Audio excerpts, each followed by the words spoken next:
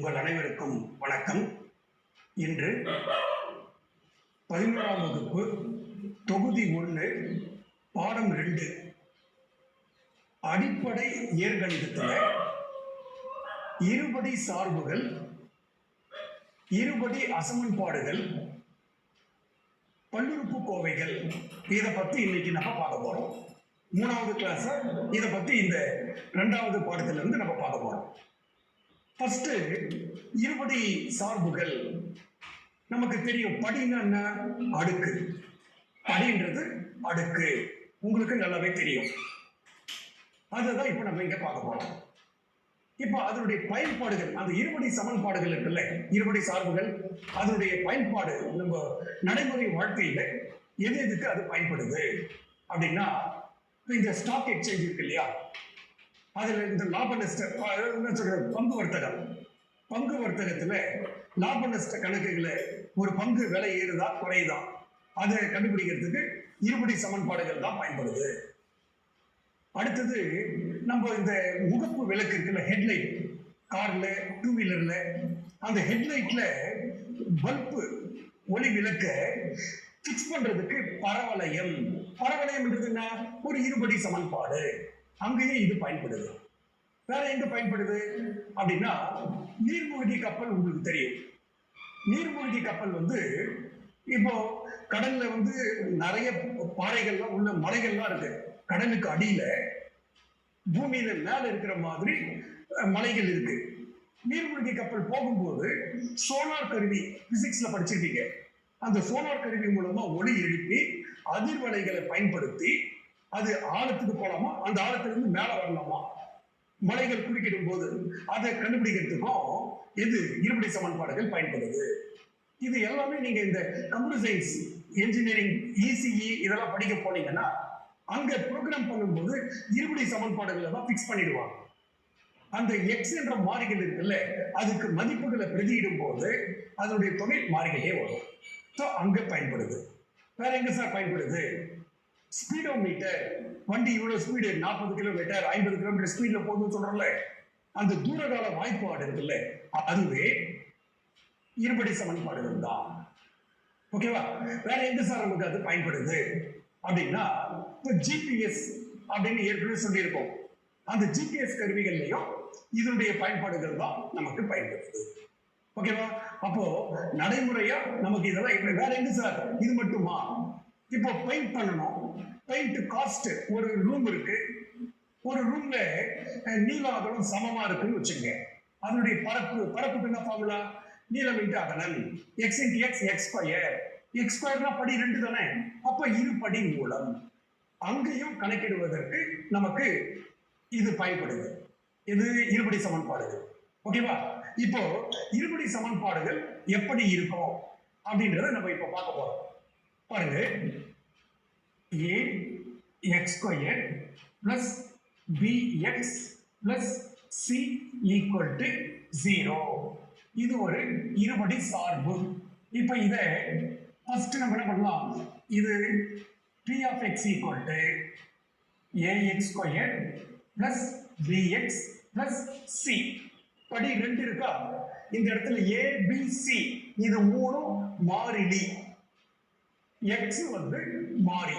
நம்ம ஏற்கனவே சொல்லியிருக்கோம்ல, இந்த மாறிகள் எந்த நடைமுறையிலோ அதோட தொடர்பு படுத்தி ஒரு சமன்பாடை உருவாக்குற பாரு, அந்த அமைப்புக்கு பேர் தான் இயற்கணிதம். ஏற்கனவே படிச்சிருக்கோம்.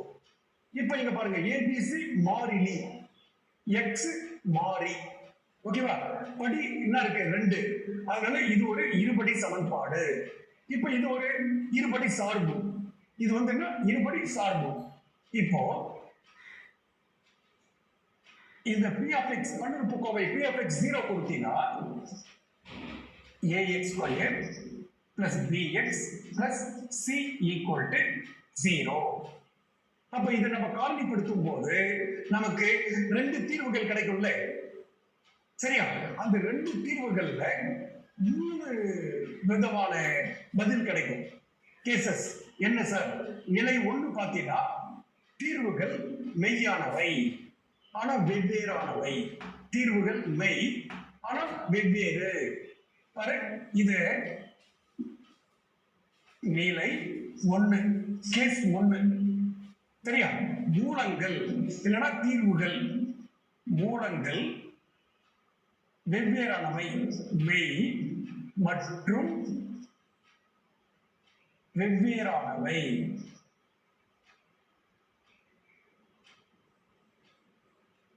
ஓகேவா? மூலங்கள் மெய் ஆனா வெவ்வேறானவை. அப்போ இது நமக்கு தீர்வு எப்படி இருக்கும் அப்படின்னா, இது ax square plus bx plus c equal to 0 நிலை 1 மெய்யா இருக்கும், வெவ்வேறா இருக்கும், தீர்வுகள் வெவ்வேறா இருக்கும். சரி, நிலை 2 பார்த்தீங்கன்னா மூலங்கள் சமம்.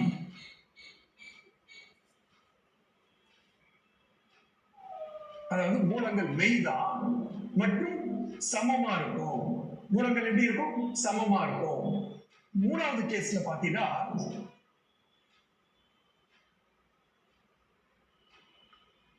மூலங்கள் அதாவது தீர்வுகள் கற்பனையானவை.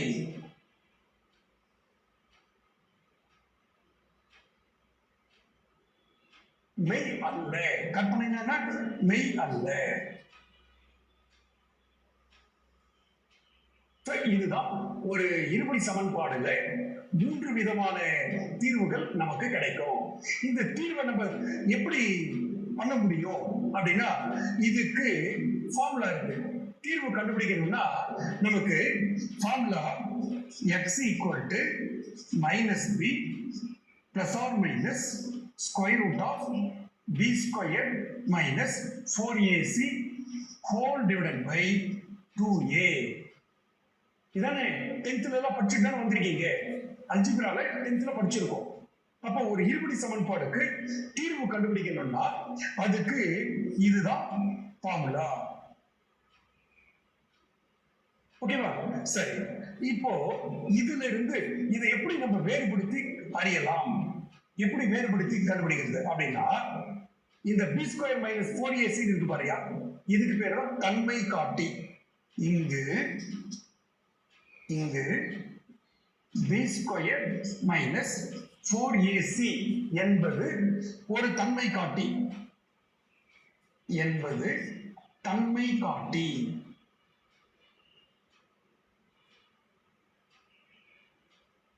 அது என்ன சார் தன்மை காட்டி? அது இதனுடைய குணத்தை வெளிப்படுத்துது. அது தீர்வுகள் சமமா, மெய் வெவ்வேறா, இல்ல கற்பனையா, அது அதனுடைய தன்மையை குறிக்கிறது தான். அப்போ b ஸ்கொயர் மைனஸ் 4ac பேரு தன்மை காட்டி. அப்ப இங்க ஃபர்ஸ்ட் கேஸ்ல நிலை 1 பார்த்தோம்ல, இந்த நிலை 1 பார்த்தபடி மெய் மற்றும் வெவ்வேறுன்னு சொல்லல. அப்போ இங்க b ஸ்கொயர் மைனஸ் 4ac எப்படி இருக்கும் அப்படின்னா கிரேட்டர் தென் 0 இருக்கும். greater than or equal to 0. அப்போ தீர்வுகள் வெவ்வேறானவை. அப்போ நமக்கு தீர்வுகள் மூலங்கள் வெவ்வேறானவை.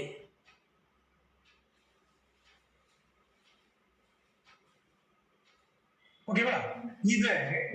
இது மாதிரி வந்தா x இன் மதிப்பு வேற வேற இருக்குல்ல, வெவ்வேறு அப்படின்னு வந்தா இது x அச்சுல ஒரு கிராஃப் மாடல் வச்சுக்கோ. x அச்சுல 2 புள்ளிகளை வெட்டும் அல்லது தொடும். எப்படி சார்? இது x அச்சில் 2 புள்ளிகளை வெட்டும்.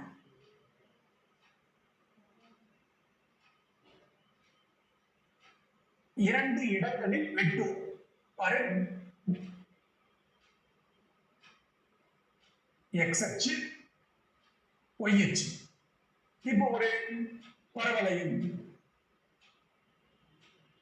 இது ஒரு பரவளையம். ஓகேவா? இந்த பரவளையம் பாரு, x அச்ச 2 புள்ளிகள்ல வெட்டுது. இது புரியுதா பாருங்க எப்படின்னு? ஓகேவா? இது எப்போ மூலங்கள் வெவ்வேறா இருக்கும் போது x அச்சை 2 புள்ளிகளில் வெட்டும். சரி, நிலை 2 பாத்தீங்கன்னா என்ன சொல்லியிருக்கோம்? மூலங்கள் சமம். அப்போ இங்க தன்மை காட்டி b square minus 4ac equal to 0. இது x அச்சை ஒரு புள்ளியில் தொடும். x அச்சுக்கு மேல் இங்க மூலங்கள் எப்படி சமம், மூலங்கள் சமம். அப்போ இது x அச்சுக்கு மேல் இருக்கும், x அச்சுக்கு மேல் இருக்கும். ஓகேவா? அப்ப இது எப்படி சார் இருக்கும் பாரு,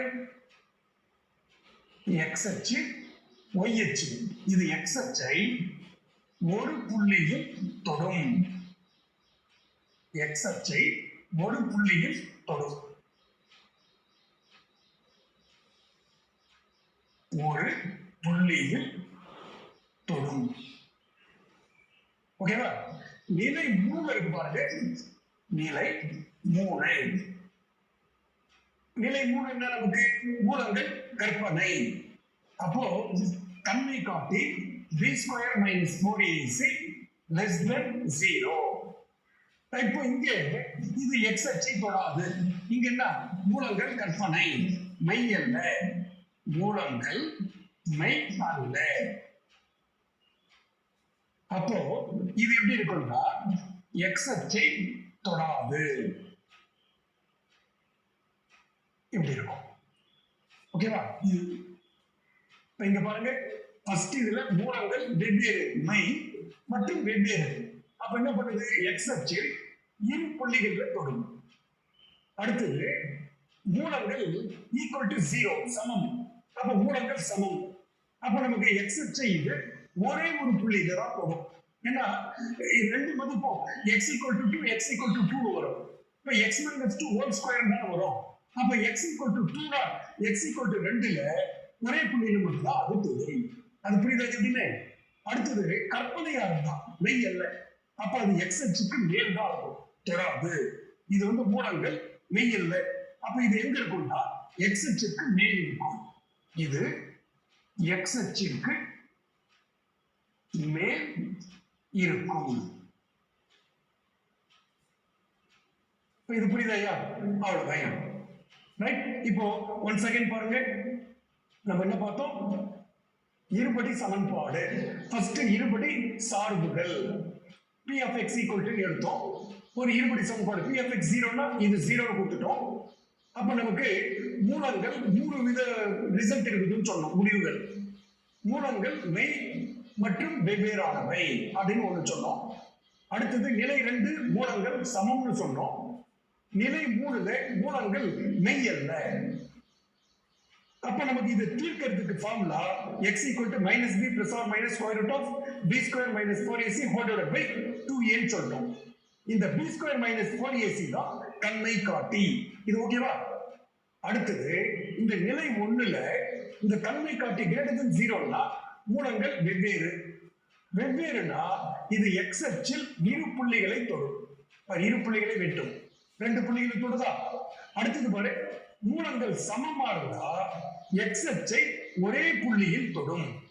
அதுக்கு எக்ஸாம்பிள் என்ன சொன்னோம், x minus 2 whole square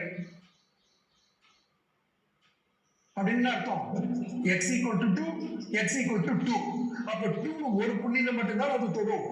ஓகேவா? அடுத்தது நிலை 3னா இது வந்து less than 0, மூலங்கள் மெய் அல்ல. அப்போ x அச்சுக்கு மேல் இருக்கும். இதுக்கு ஒரு எக்ஸாம்பிள் பார்த்தீங்கன்னா x square minus 5x plus 1 equal to 0 ன்னு சொல்லலாம். ஓகேவா? ரைட். இப்போ எடுத்துக்காட்டு 2.12 பாருங்க.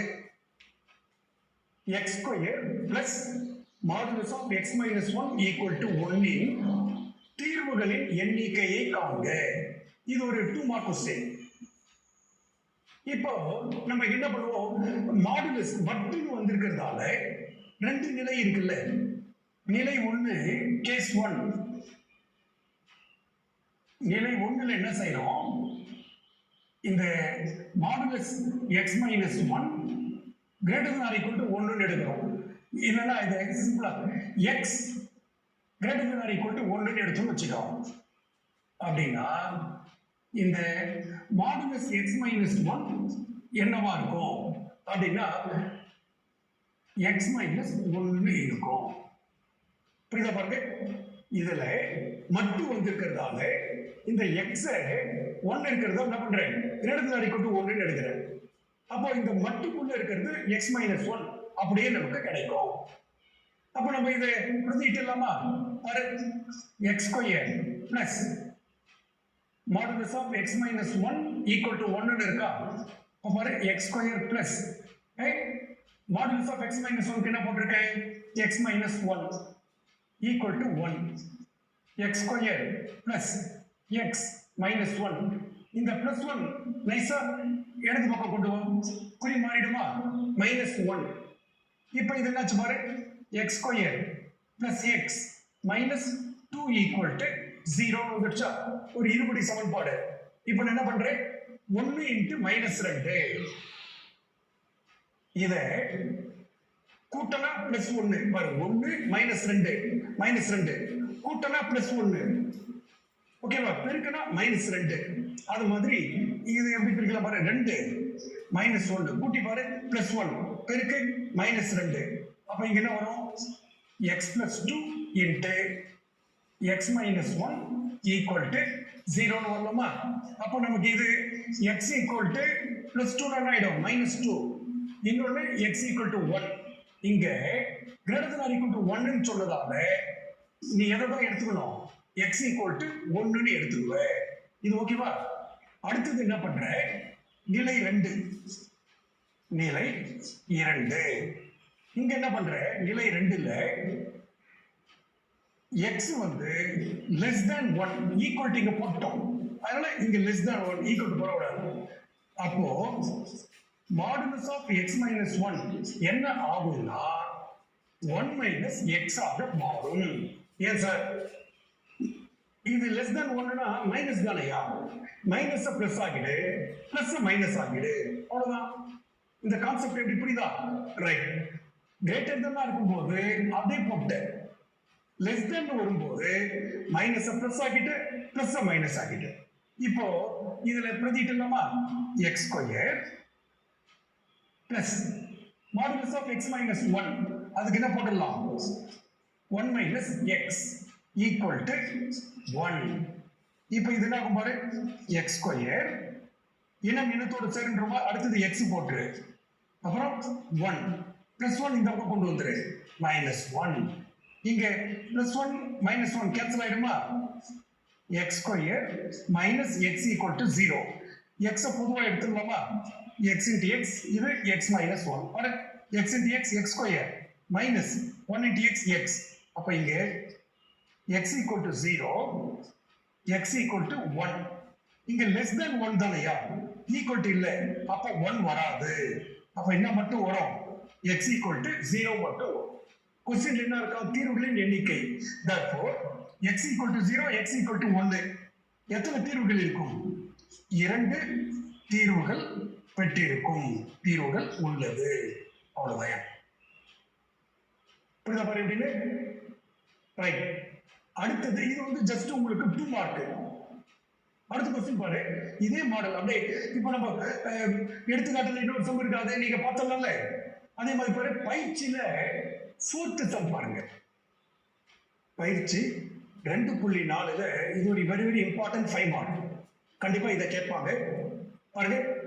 k into x minus 1 whole square equal to 5x minus 7 என்பதன் ஒரு மூலம் மற்றதன் இரு மடங்கு எனில், ஒரு மூலம் ஆல்பா, இரு மடங்குனா 2 ஆல்பா, k equal to 2 அல்லது மைனஸ் 25 என காட்டுங்க. இப்போ இதுக்கு தீர்வு பாருங்க. நம்ம என்ன பண்றோம், என்ன கொடுத்துருக்கு பாரு, k into x minus 1 whole square equal to 5x minus 7 கொடுத்திருக்காங்க. இப்போ இதை k into a minus b whole square, a square plus b square minus 2ab அப்படின்னு எழுதிக்கோ.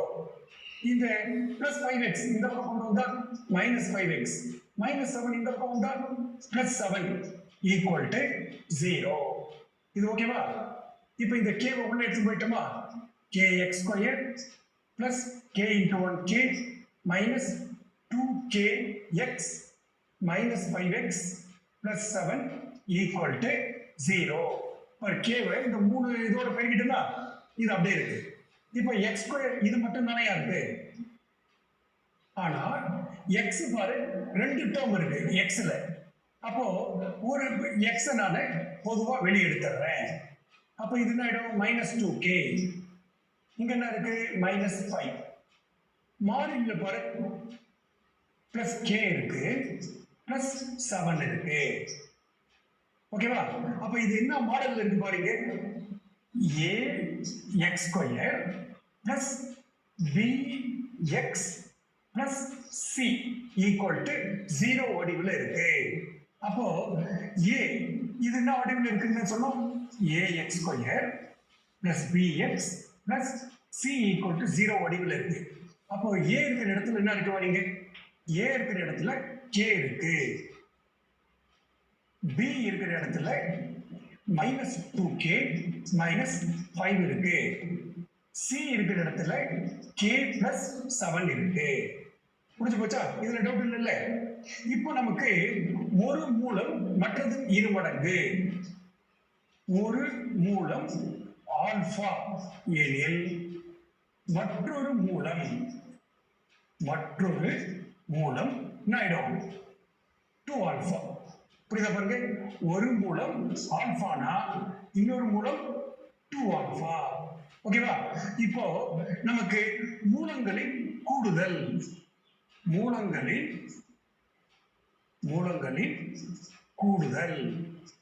நமக்கு மூலங்களின் ஏற்கனவே நமக்கு ஃபார்முலா தெரியும்.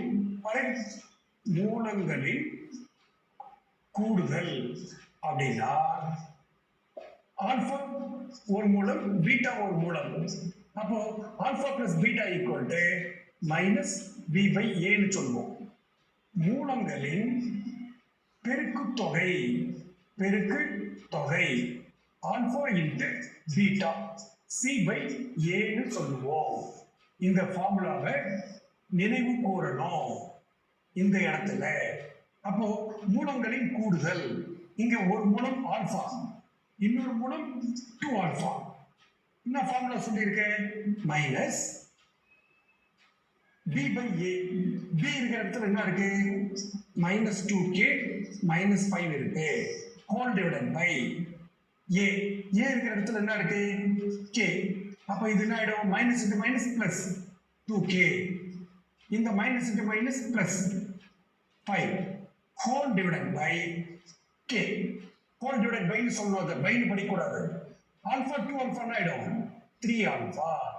இப்போ ஆல்பா மட்டும் வேணும்னா 2k plus 5 whole divided by இந்த பெருக்கல் 3 வகுத்தல்.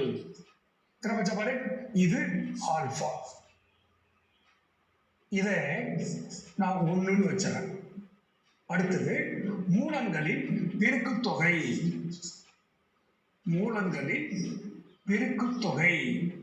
ஓகேவா? சோ மூலங்களின் பெருக்குத்தொகைனா என்ன ஃபார்முலா சொல்லியிருக்க? Alpha into beta c/a. மூலங்களின் பெருக்குத்தொகை alpha into 2 alpha equal to c/a. c என்ன பாரு k plus 7 by a. a என்ன பாரு k. ஓகேவா? இப்போ இது என்ன ஆயிடும் alpha into 2 alpha 2 alpha square equal to k plus 7 whole divided by k. அப்போ alpha square equal to k plus 7 whole divided by பெருக்கல் 2 என்ன ஆயிடும் வகுத்தல். இது alpha square. Alpha square equal to k plus 7 whole divided by 2k. இதை 2ன்னு வச்சுட்டேன். இப்போ 1ஐ 2ல் பிரதியிட. 1ஐ 2ல் பிரதியிட. ஓகேவா? இப்போ 2ல பாரு ஆல்பா ஸ்கொயர்னு இருக்கா? ஆல்பா ஸ்கொயர் ஆல்பா என்னயா 2k plus 5 whole divided by 3k whole square. Alpha square equal to k plus 7 whole divided by 2k ன்னு இருக்கா? இப்போ இது என்ன ஆயிடும் a plus b the whole square 4k square plus 25 25 plus 2 into 2 4 20k whole divided by 3 square பண்ணா 9, k square பண்ணா k square. இது என்ன ஆயிடும் பாரு, k plus 7 whole divided by 2k. இந்த கேக்கு இந்த k கேன்சல் பண்ணிடலாமா? இப்போ இது அப்படியே குறுக்கு பெருக்கல் பெருக்கிட்டோமாயா? இங்க என்ன இருக்கு, 2 இருக்கா, 8k ஸ்கொயர். அடுத்தது 2 into 25 25 50, 2 into 20 40 k equal to 9k இருக்கா, k பெருக்கல் என்ன ஆயிடும், 9k into k 9k square, 9 into 7 63k. நான் இப்ப என்ன பண்றேன், 9k ஸ்கொயர் பிளஸ் 63k இங்க அப்படியே இருக்கா, இந்த பிளஸ்ல அந்த பக்கம் எடுத்துப்போ, minus 8k square minus 50 minus 40k equal to 0. இப்படி வந்துடுச்சா? 9k ஸ்கொயர்ல 8k ஸ்கொயர் போனா 1k ஸ்கொயர், 63k 40k போனா பிளஸ் 23k. அப்புறம் மாறிலி பாரு, மைனஸ் 50 ஈக்குவல் டு 0. இப்போ இது ஒரு இருபடி சமன்பாடு. 1 இன்ட்டு மைனஸ் 50 மைனஸ் 50 மைனஸ் 50 கூட்டினா பிளஸ் 23 பெருக்கினா மைனஸ் 50. அப்போ 25 மைனஸ் 2 கூட்டு பெருக்கு சரிப்பா? அப்போ இது என்ன பாரு, k plus 25 into k minus 2 equal to 0. இது 0னா k ஈக்குவல் டு மைனஸ் 25 அல்லது அதான ப்ரூவ் பண்ண சொல்லிக்கிறாங்க. இது 0னா k ஈக்குவல் டு 2. ஓகேவா? இப்போ பாரு, k equal to minus 25 k equal to 2 அதான ப்ரூவ் பண்ண சொல்லியிருக்காங்க. Things the proof. புரியுதையா? ஸோ இது very very important 5 mark. Thank you.